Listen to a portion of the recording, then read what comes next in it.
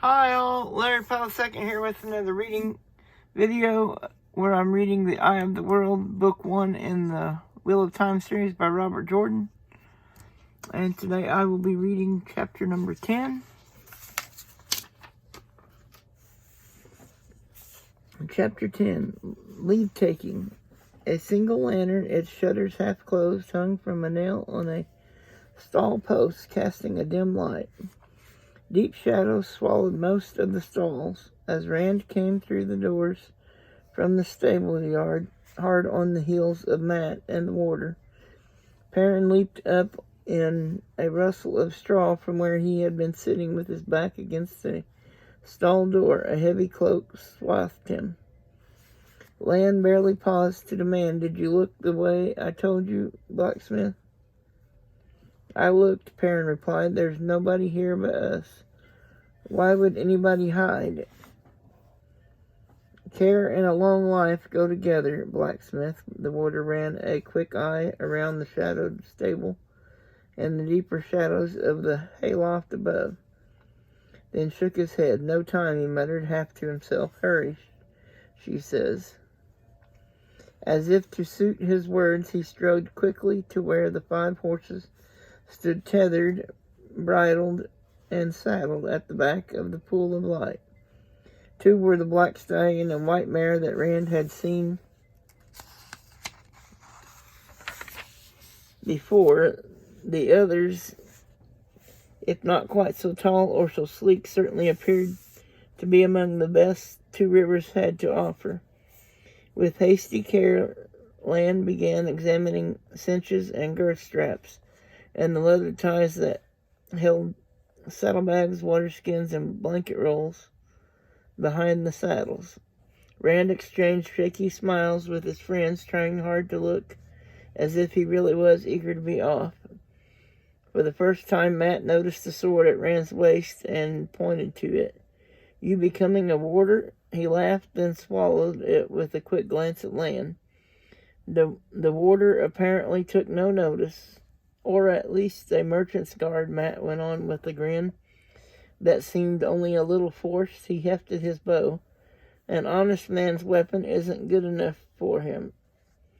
Rand thought about flourishing the sword, but Land being there stopped him. The warder was not even looking in his direction, but he was sure the man was aware of everything that went on around him. Instead, he said with exaggerated casualness, "It might be useful," as if wearing a sword were nothing out of the ordinary. Perrin moved, trying to hide something under his cloak.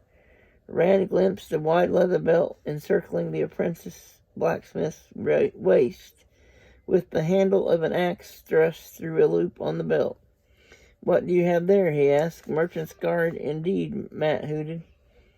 The shaggy-haired youth gave Matt a frown then that suggested he had already had more than his fair share of joking, then sighed heavily and tossed back his cloak to uncover the axe. It was no common woodsman's tool. A broad half-moon blade on one side of the head and a curved spike on the other made it every bit as strange for Two Rivers as Rand's sword. Perrin's hand rested on it with a sense of familiarity, though. Master Luhan made it about 2 years ago for a wool buyer's guard, but when it was done, the fellow wouldn't pay what he had agreed, and Master Luhan would not take less. He gave it to me when he cleared his throat, then shot Rand the same warning frown he'd given Matt when he found me practicing with it. He said I might as well have it, since he couldn't make anything useful from it." "Practicing," Matt snickered, but held up his hand soothingly when Perrin raised his head. "As you say, it's just as well one of us knows how to use a real weapon."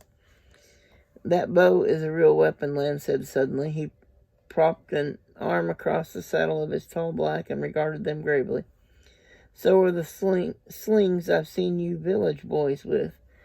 Just because you never use them for anything but hunting rabbits or chasing a wolf away from the sheep makes no difference. Anything can be a weapon if the man or woman who holds it has the nerve and will to make it so. Trollocs aside, you had better have that clear in your minds before we leave the two rivers, before we leave Edmondsfield, if you want to reach Tarvalon alive. His face and voice cold as death and hard as a rough-hewn gravestone stifled their smiles and their tongues. Perrin grimaced and pulled his cloak back over the axe. Matt stared at his feet and stirred the straw on the stable floor with his toe. The warder grunted and went back to his checking, and the silence lengthened.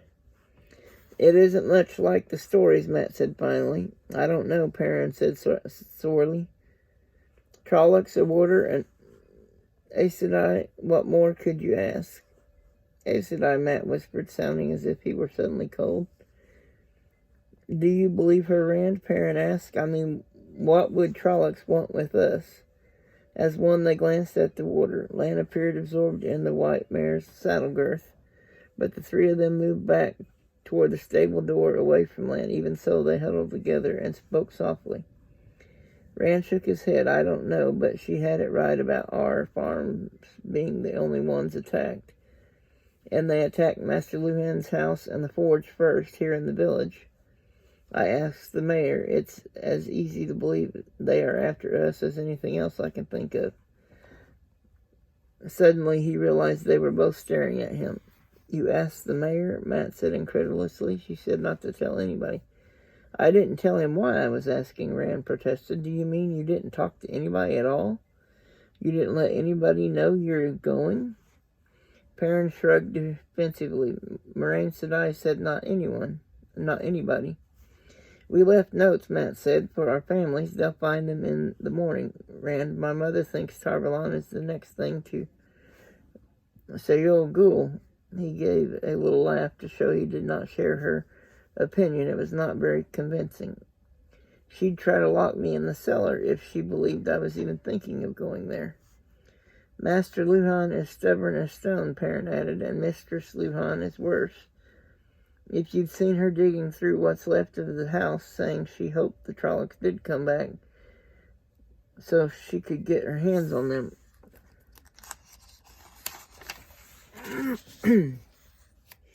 Burn me, Rand, Matt said. I know she's an Aes Sedai and all, but the Trollocs were really here. She said not to tell anybody. If an Aes Sedai doesn't know what to do about something like this, who does? I don't know, Rand rubbed at his forehead. His head hurt. He could not get that dream out of his mind. My father believes her, at least. He agreed that we had to go. Suddenly, Moraine was in the doorway. You talked to your father about this journey? She was clothed in dark gray from head to foot, with a skirt divided like for riding astride. And the serpent ring was the only gold she wore now. Rand eyed her walking staff, but despite the flames he had seen, there was no sign of charring or even soot. I couldn't go off without letting him know. She eyed him for a moment with pursed lips before turning to the others. And did you also decide that a note was not enough? Matt and Perrin talked on top of each other, assuring her they had only left notes. The way she had said, nodding, she waved them to silence and gave Rand a sharp look. What is done is already woven in the pattern. Lan, the horses are ready, the warder said, and we have enough provisions to reach Barleon. With some despair, we can leave at any time. I suggest now. Not without me. Egwene slipped into the stable, a shawl-wrapped bundle in her arms. Rand nearly fell over his feet. Lan's sword had come half out of its sheath when he saw who it was. He shoved the blade back, his eyes suddenly flat. Perrin and Matt began babbling to convince Moraine they had not told Egwene about leaving. The Aes Sedai ignored them. She simply looked at Egwene, tapping her lips thoughtfully with one finger. The hood of Egwene's dark brown cloak was pulled up, but not enough to hide the defiant way she faced Moraine. I have everything I need here, including food, and I will not be left behind. I'll probably never get another chance to see the world outside the two rivers. This isn't a picnic trip into the Waterwood, Egwin, Matt growled. He stepped back when she looked at him from under lowered brows. Thank you, Matt. I wouldn't have known. Do you think you three are the only ones who want to see what's outside? I've dreamt about it as long as you have, and I don't intend to miss this chance. How did you find out we were leaving? Rand demanded. Anyway, you can't go with us. We aren't leaving for the fun of it. The Trollocs are after us. She gave him a tolerant look, and he flushed and stiffened indignantly. First, she told him patiently, I saw Matt creeping about, trying hard not to be noticed. Then I saw Perrin attempting to hide that absurd great axe under his cloak. I knew Lan had bought a horse, and it suddenly occurred to me to wonder why he needed another. And if he could buy one, he could buy others. Putting that with Matt and Perrin sneaking about like bull calves, pretending to be foxes, well, I could see only one answer. I don't know if I'm surprised or not to find you here, Rand. After all, your talk about daydreams. With Matt and Perrin involved, I suppose I should have known you would be in it too. I have to go, Egwin, Rand said. All of us do, or the Trollocs will come back. The Trollocs, Egwin laughed incredulously. Rand, if you've decided to see some of the world, well and good, but please spare me any of your nonsensical tales. It's true, Perrin said as Matt began. The Trollocs. Enough, Moraine said quietly, but it cut their talk as sharply as a knife. Did anyone else notice all of this? Her voice was soft, but Egwin swallowed and drew herself up before answering. After last night, all they can think about is rebuilding that and what to do if it happens again. They couldn't see anything else unless it was pushed under their noses, and I told no one what I suspected, no one. Very well, Moraine said after a moment. You may come with us. A startled expression darted across Lan's face. It was gone in an instant, leaving him outwardly calm, but furious words erupted from him. No, Moraine. It is part of the pattern. Now, Lan, it is ridiculous, he retorted. There's no reason for her to come along, and every reason for her not to. There is a reason for it, Moraine said calmly. A part of the pattern, Lan. The warder's stony face showed nothing, but he nodded slowly. But Egwin, Rand said, the Trollocs will be chasing us. We won't be safe until we get to Tar-Valon. Don't try to frighten me off, she said. I am going. Rand knew that tone of voice. He had not heard it since she decided that climbing the tallest tree was for children. But he remembered it. Well, if you think being chased by Trollocs will be fun, he began, but Moraine interrupted. We have no time for this. We must be as far away as possible by daybreak. If she is left behind, Rand, she could rouse the village before we have gone a mile, and that would surely warn the Murdrel. I would not do that, Egwin protested. She can ride the Gleeman's horse. I'll leave him enough to buy another. That will not be possible, came Maryland's resonant voice from the hayloft. Lan's sword left its sheath this time, and he did not put it back as he stared up at the Gleeman. Thumb tossed down a blanket roll, then slung his cased flute and harp across his back and shouldered bulging saddlebags. This village has no use for me now, while on the other hand I have never performed in Tar-Valon, and though I usually journey alone, after last night I had no objections at all to traveling in company. The warder gave Perrin a hard look, and Perrin shifted uncomfortably. I didn't think of looking in the loft, he muttered, as the long-limbed Gleeman scrambled down the ladder from the loft. Lan spoke, stiffly formal. Is this part of the pattern too, Moraine, said I. Everything is a part of the pattern, my old friend, Moraine replied softly. We cannot pick and choose, but we shall see. Thome put his feet on the stable floor and turned from the ladder, brushing straw from his patch-covered cloak. In fact, he said in more normal tones, you might say that I insist on traveling in company. I have given many hours over many mugs of ale to thinking of how I might end my days. A Trollocs cookpot was not one of the thoughts. He looked askance at the warder's sword. There's no need for that. I am not a cheese for slicing. Master Maryland, Moraine said, we must go quickly and almost certainly in great danger. The Trollocs are still out there, and we go by night. Are you sure that you want to travel with us? Thome eyed the lot of them with a quizzical smile. If it is not too dangerous for the girl, it can't be too dangerous for me. Besides, what gleeman would not face a little danger to perform in Tar-Balan? Moraine nodded, and Lan scabbarded his sword. Rand suddenly wondered what would have happened if Thome had changed his mind, or if Moraine had not nodded. The gleeman began saddling his horse as if similar thoughts had never crossed his mind, but Rand noticed that he eyed Lan's sword more than once. Now, Moraine said, what horse for Egwin? The peddler's horses are as bad as the Durans. The warder replied sourly, strong but slow plodders. Bella, Rand said, getting a look from Lan that made him wish he had kept silent, but he knew he could not dissuade Egwin. The only thing left was to help. Bella may not be as fast as the others, but she's strong. I ride her sometimes. She can keep up. Lan looked into Bella's stall, muttering under his breath. She might be a little better than the others, he said finally. I don't suppose there is any other choice. Then she will have to do, Moraine said. Rand, find a saddle for Bella quickly now. We have tarried too long already. Rand hurriedly chose a saddle and blanket in the tack room, then fetched Bella from her stall. The mare looked back at him in sleepy surprise when he put the saddle on her back.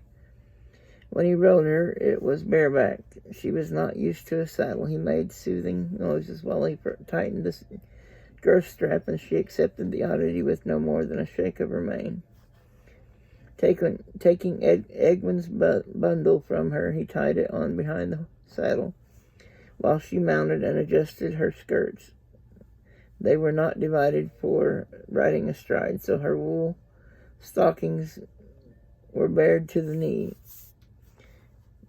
She wore the same soft leather shoes as all the other village girls. They were not at all suited for journeying to Watch Hill, much less Tar-Balan.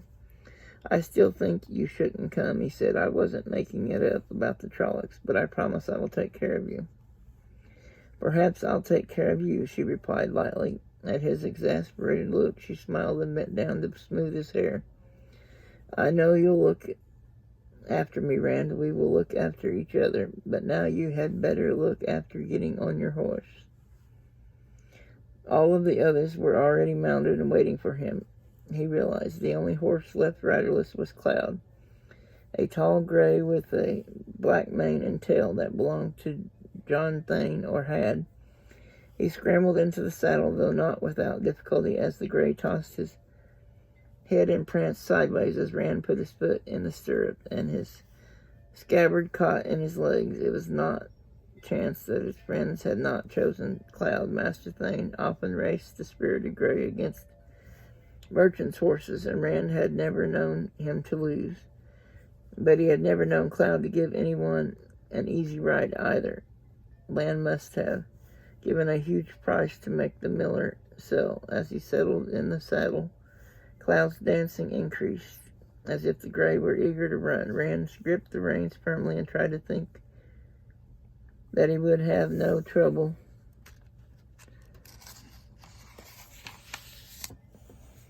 Perhaps if he convinced himself, he could convince the horse too. An owl hooted in the night outside, and the village people jumped before they realized what it was. They laughed nervously and exchanged shamefaced looks. Next thing, field mice will chase us up a tree, Egwin said with an unsteady chuckle. Lan shook his head. Better if it had been wolves. Wolves, Perrin exclaimed, and the warder favored him with a flat stare. Wolves don't like Trollocs, Blacksmith, and Trollocs don't like wolves or dogs either. If I heard wolves, I would be sure there were no Trollocs waiting out there for us. He moved into the moonlit night, walking his tall black slowly. Moraine rode after him without a moment's hesitation, and Egwin kept hard to the Essedai's side. Rand and the Gleeman brought up the rear, following Matt and Perrin. The back of the inn was dark and silent, and dappled moon shadows filled the stable yard. The soft thuds of the hooves faded quickly, swallowed by the night. In the darkness, the warder's cloak made him a shadow too. Only the need to let him lead the way kept the others from clustering around him. Getting out of the village without being seen was going to be no easy task, Rand decided, as he neared the gate, at least without being seen by villagers. Many windows in the village emitted pale yellow light, and although those glows seemed very small in the night now, shapes moved frequently within them. The shapes of villagers watching to see what this night brought. No one wanted to be caught by surprise again. In the deep shadows beside the inn, just on the point of leaving the stable yard, Lan abruptly halted, motioning sharply for silence. Boots rattled on the wagon bridge, and here and there on the bridge moonlight glinted off metal. The boots clattered across the bridge, grated on gravel, and approached the inn. No sound at all came from those in the shadow. Rand suspected his friends, at least, were too frightened to make a noise like him. The footsteps halted before the inn in the grayness just beyond the dim light from the common room windows. It was not until John Thane stepped forward, a spear propped on his stout shoulder, an old jerkin sewn all over with steel discs straining across his chest, that Rand saw them for what they were, a dozen men from the village and the surrounding farms, some in helmets or pieces of armor that had lain dust-covered in attics for generations, all with a spear or a wood axe or a rusty bill. The miller peered into the common room window, then turned with a curt, "It looks right here." The others formed in two ragged ranks behind him, and the patrol marched into the night as if stepping to three different drums.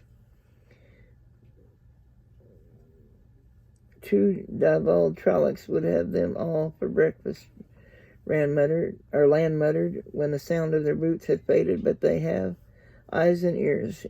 He turned his stallion back. "Come." Slowly, quietly, the warder took them back across the stable yard, down the bank, through the willows, and into the wine spring water, so close to the wine spring itself. The cold, swift water, gleaming as it swirled around the horses' legs, was deep enough to lap against the soles of the riders' boots.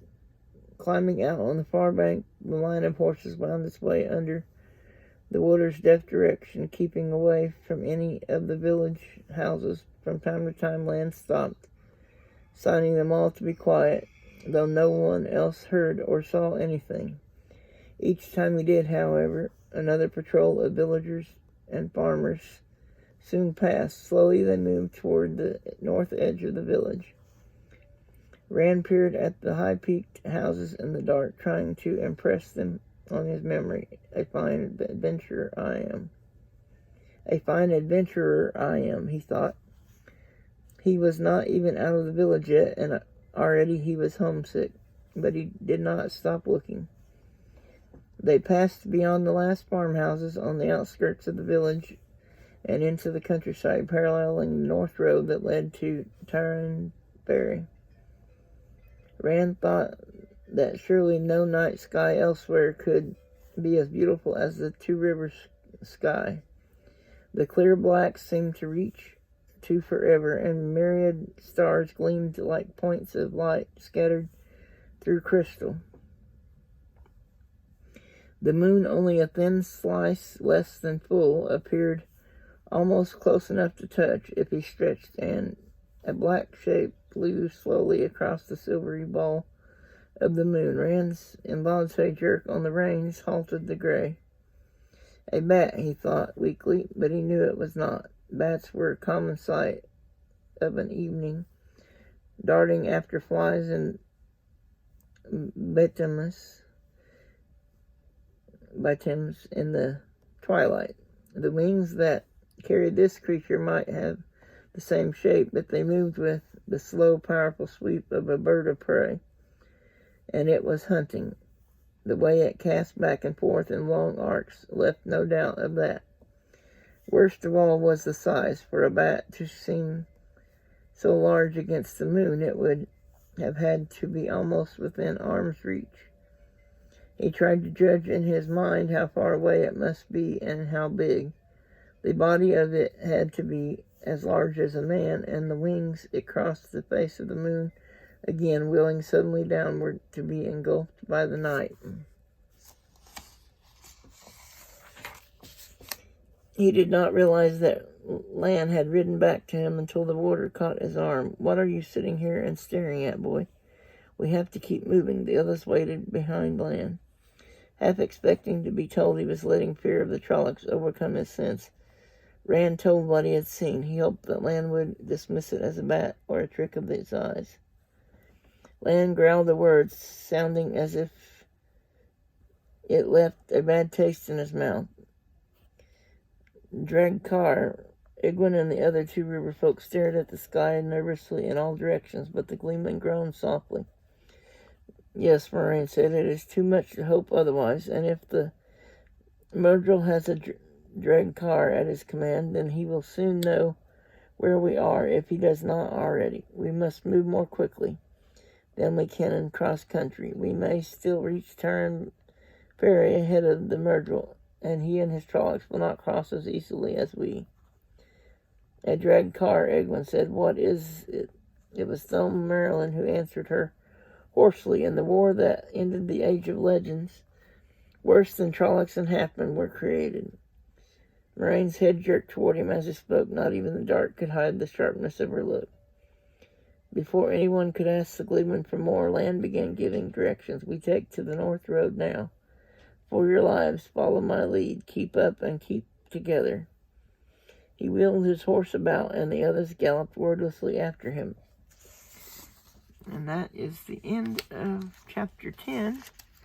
And I will be reading Chapter 11 in next video. This is kind of a short chapter, but that's what I've been doing, is one chapter per reading. Anyway, I want to thank everyone for watching. Please like and subscribe if you haven't already. And I will be recording my next reading video tomorrow. And I will also put my contact information in the description down below in case anybody wants to contact me or send me something. And as always, everyone have a wonderful day and be safe. Bye-bye.